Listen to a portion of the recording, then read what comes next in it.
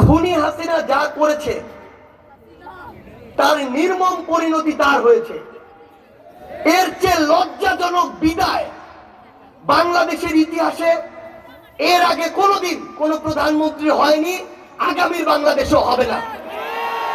একটা মানুষের ন্যূনতম যদি লজ্জা থাকতো তাহলে সেই মানুষটা, এই ক্ষমতা পিপাসু নারী, তার নিজের কথার পরিবারের কথা এক পাশে রেখে এই যে হাজার হাজার নেতা কর্মী, এই যে 47-49-এর পর থেকে একটা দলের বিভিন্ন জায়গায় ভূমিকা রাখা, এই যে 71-এর মুক্তিযুদ্ধে কিছু না কিছু ভূমিকা রাখা, সবশেষে এই যে একটা দলের এত বড় ভবিষ্যৎ, সকল কিছুকে শুধু নিজের ক্ষমতার জন্য বিসর্জন দিতে পারতো না।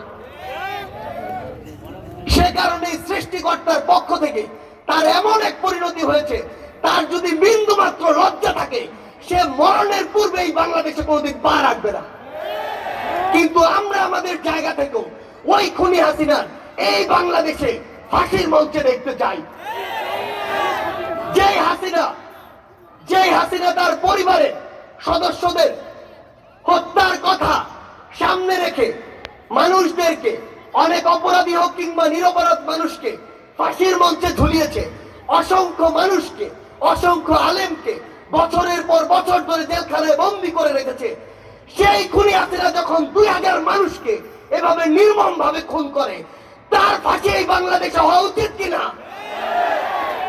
ফাঁসি ফাঁসি ফাঁসি চাই, খুনি হাসিনার ফাঁসি চাই, ফাঁসি ফাঁসি ফাঁসি চাই, খুনি হাসিনার ফাঁসি চাই।